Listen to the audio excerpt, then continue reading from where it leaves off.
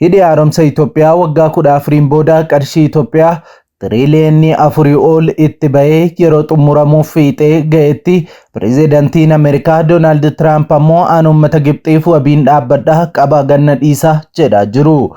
Abukaatoo mootummaa Gibxii kan ta'e Doonaald Tiraamp pirezidaantiin Ameerikaa piroojeektii guddichaa seenaa keessatti uummanni Itoophiyaa sabbataa fi kiisii isaa keessaa hurgufee ittiin ijaarrate kana maallaqa keenyaan ijaarame jechuun uummata bal'aa miiliyoona 100 fi miiliyoona 30 salphisaniiru.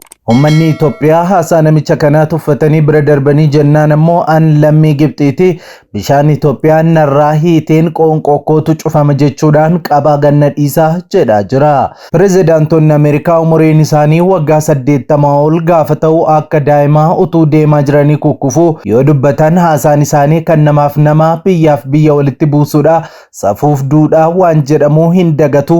Of tuultota ta'uu ofii isaanii qofaa jaallatu. Waan namaa cabsanii kan isaanii faarfatu akka faarfatamaniif ofii isaanii furmaata waan hundumaa godhanis dhiyeessu. Kun ammoo baay'ee fokkisaa fi amaloota namoota bara dhumaati. Madaalaa waan hundumaa kan ta'e macaafni qulqulluunis akkas jedha. Guyyoota gara dhumaatti yeroon sodaachisaan akka dhufu hubadhu.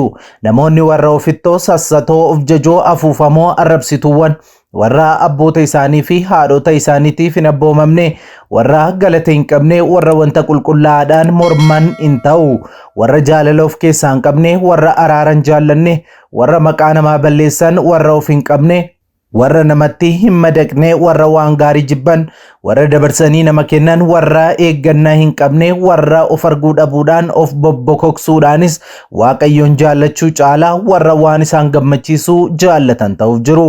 Akka bakkeedhaa mul'atutti nama waaqayyoo hin fakkaatu humna isa nama akkasii keessa jiru garuu hin ganu warra akkasii irraa fagaadhu jedha Phaawulos Ximootiyoosiin. Lammaffaa Ximootiyoos boqonnaa 3 lakkoofsa 1-5. Gama biraatiin ani Pheenxeera kan jedhu Doonaald Tiraamp akka bakkeerraa ilaalamuutu hin taane eessisaa baay'ee ulfaataadha. Erga Tiraamp namni saba gurraacha jibbu kun akkas jedheen booda pirezidaantiin Gibxii Abdul Fattah al-Sisi waan abukaatoo nuuf taataniif galatoomaa jechuudhaan jajaniiru. Faallaa kana ammoo uummata Itoophiyaatiin tuffatamaniiru. Doonaald Tiraamp jechuudha. Tiraamp itti dabaluun ollaan Masir kun hiriyaa kiyya garuu Gibxii irraa bishaan cufeeraa jechuudhaanis bira qabaadhaan waa'ee kiiloo 4 dubbataniiru.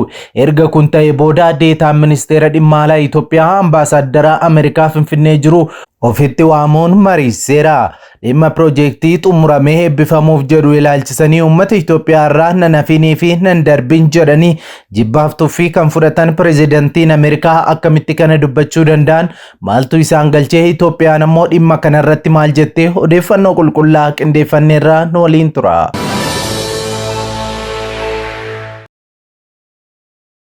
Nagaa faraarri waaqayyoo bakka jirtanitti hunduma keessaniif haa baay'atu.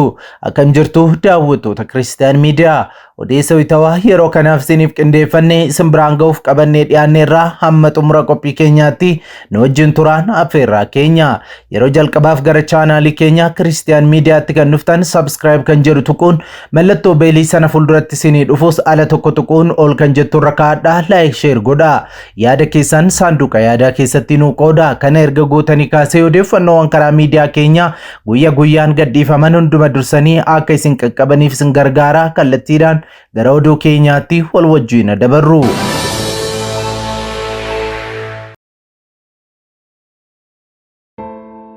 Video kana like gochuudhaan jalqabaa.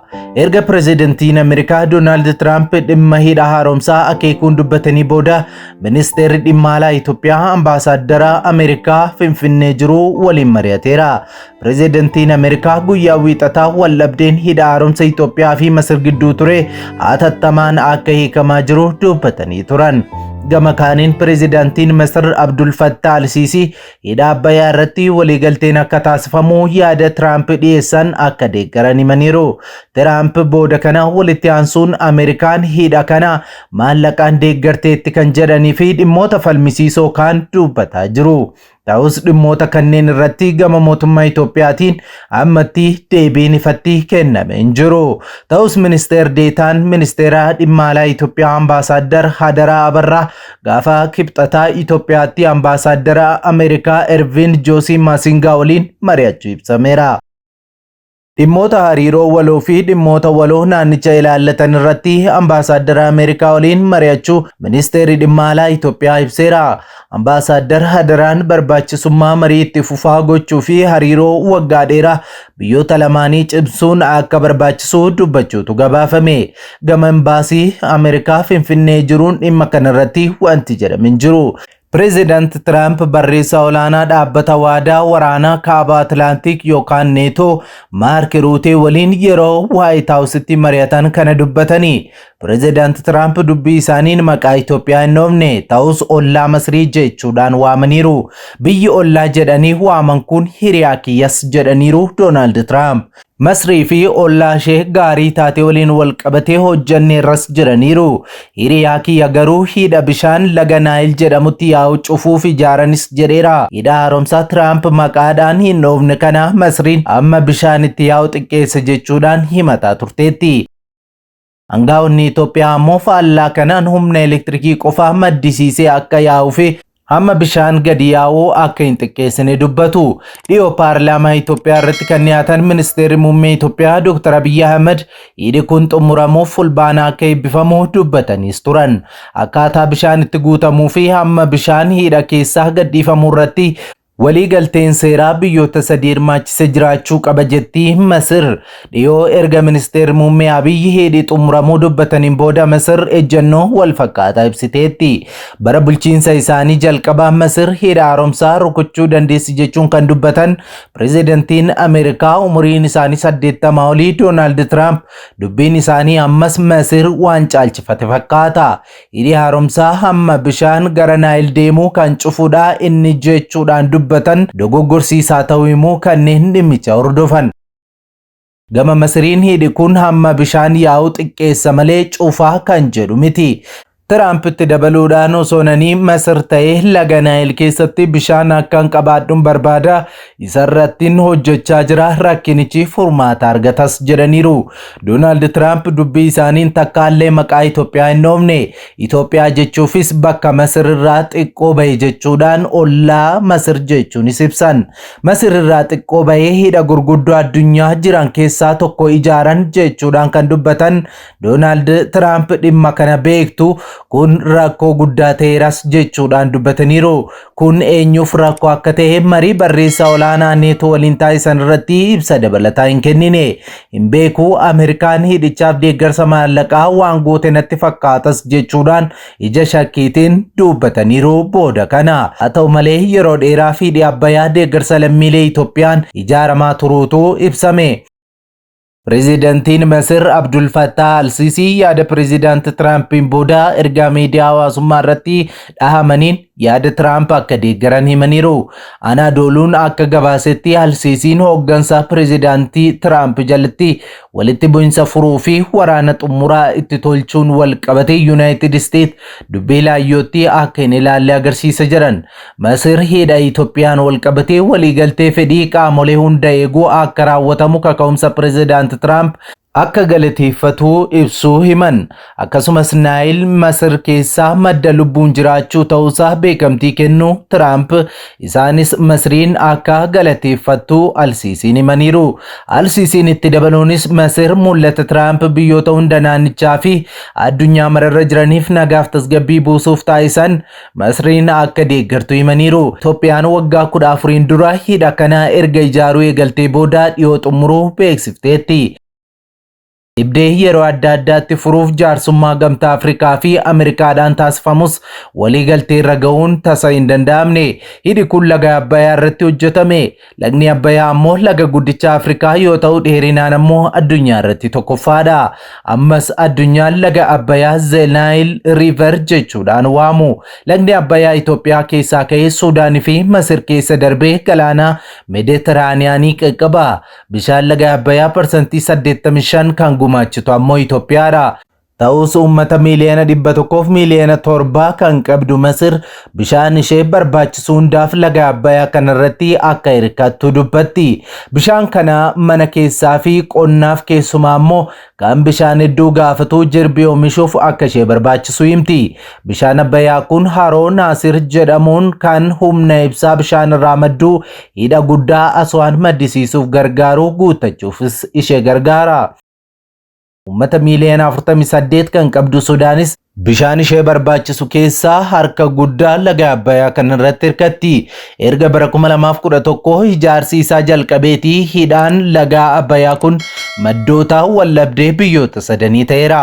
Waliigalteen bara 1929 waliigaltee kan bara 1959 waliin Masrii fi Sudaan biyya laga Abbayyaa hundatti akka fayyadaman mirga kenneefidha. Waliigalteen durii kun piroojeektoota kamiyyuu biyyoota yaa'aa gara oliitti akka Itoophiyaatti faa jechuudha akka gaggeeffaman mormuuf mirga guutuu kenna. Itoophiyaa faayidaa hin qabu jechuudha. Itoophiyaan ammoo waliigalteewwan dulloomaa kanaan harka maradhee taa'uu hin qabu jechuudhaan hidha haaromsaa kana ijaaruu jalqabde. Itti dabaluun pireezidantiin Ameerikaa Doonaald Tiraamp wallabdeen hidha haaromsaa Itoophiyaa fi Masir gidduu ture hatattamaan akka hiikamaa jiru dubbataniiru. Masir yookaan Fariyoononni erga hidhi kun jalqabee Itoophiyaan akka hin hojjanneef mormaa turteetti. Waggaa 14 durayyuu jechuudha. Garuu biyyattiin parsantii 97 bishaan laga Naayil irratti haa hirkattu malee bishaanichaa parsantii 85 kan gumaachitu Itoophiyaadha.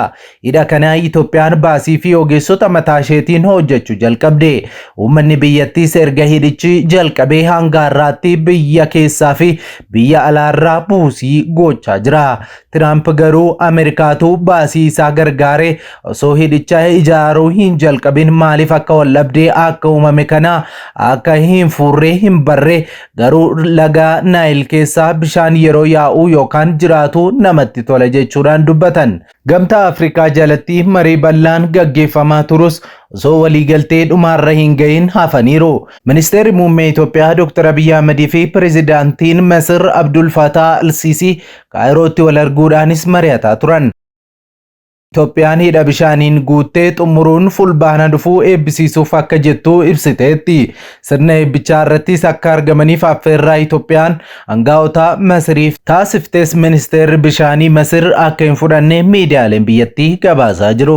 Bara 2020 pireezidantiin Ameerikaa Doonaald Tiraamp Masir hidha kana rukutuuf dandeettii cimaa qabdi mirga isheetis jechuudhaan dubbatanii turan. Hidhi kun waggootaaf Itoophiyaa fi Masir Fariyoonota atakaroo keessa galcheera. Erga Albashir aangoorraa kaanii boodas Sudaanis Masir bira dhaabbattee mul'atteetti. Itoophiyaan lammiileen biyyattii parsantii 60 ta'an dukkana keessa jiru waan jetteef ibsaa dhiyeessuudhaafis hidhi kun akka barbaachisu dubbatti. Masrii fi Sudaan ammoo hamma bishaanii nutti yaa'uu ni hanqisa jechuudhaan yaaddoo qaban himatu. Ministeerri muummee Itoophiyaa Dr. Abiy Ahmed Masrii fi Sudaaniif ergaa dhaamaniin ergaan keenya ifadha jedhan. Hidhi haaromsaa yaaddoo miti carraa walooti malee jechuudhaanis ibsan. Yeroo adda addaatti bishaan Itoophiyaa irraa gara Sudaanii fi Masir qajeeluu lola uumaa tureera. Masir bishaan itti fayyadamtuuf gara caaluu bishaan Abbayyaa kanatti dhimma baati. Kanatti ijaarsa Itoophiyaa kana bishaan na dura hambisa jechuun yaaddofti. Kanaan dura hammi bishaanii ishee bira ga'u parsantii 2 yoo hirrate lafa jallisii heektaara 80,000 ol irra jiru ni gogsa jechuun dubbattee turte. Mormii fi walgaarreffannaan Itoophiyaa fi Masir gidduu ture kan amma jalqabee osoo hin taane baruma koloniidhaan durallee kan turedha. Bara koloniin dura bara 1874 akkasumas 1875 keessa Masir laga Abbayyaan wal qabatee sodaa hedduu qabdi turte. Warri sodaa kana uume immoo warra kolonii Masir bulchaa turanidha. Sodaan yeroos ture hanga ammaatti illee akka jiru eeruun wanti kun akka itti fufu dubbatu. Itoophiyaan laga Abbayyaa irratti humna elektirikii maddisiisuuf hidha ijaaruun ishee kallattiidhaan miidhaa cimaan irra geessisa osoo hin taane sodaadhuma jirurraa kan ka'edha. Kanarraa kan ka'e Gibxiin hidha Itoophiyaan yeroo hundumaa Abbayyaa irratti ijaartu ni mormiti jechuudha. Waaqayyo addunyaa keenyaaf nagaa irraa fi tasgabbii cimaa nuuf haa kennu. Egaan daawwattoota Kiristiyaan Miidiyaa odeessuu itawaanuu yeroo kanaaf siniif qindeeffannee kanneen hanga ammaatti daawwattanidha. Waan daawwattaniif ulfaadhaa jechaa qophii keenya walakkaatti kan nutti dabalamtan subscribe kan jedhu tuquun mallattoo beelii sana fuulduratti isinii dhufu haala tokko tuquun ol kan jettu irra kaa'adhaa like share godhaa. Yaada keessan saanduqa yaadaa keessatti nuu qoodaa. Kana erga gootanii kaasee qophiileen karaa miidiyaa keenya yeroo hundumaa gadhiifaman hunduma dursanii akka isin qaqqabaniif isin gargaara. Sa'aatotaan booda odeeffannoo haaraa fi wayitaawaa gara birootiin hanga deebinee ol arginutti turtii gaarii isiniif haa ta'u nagaan tura.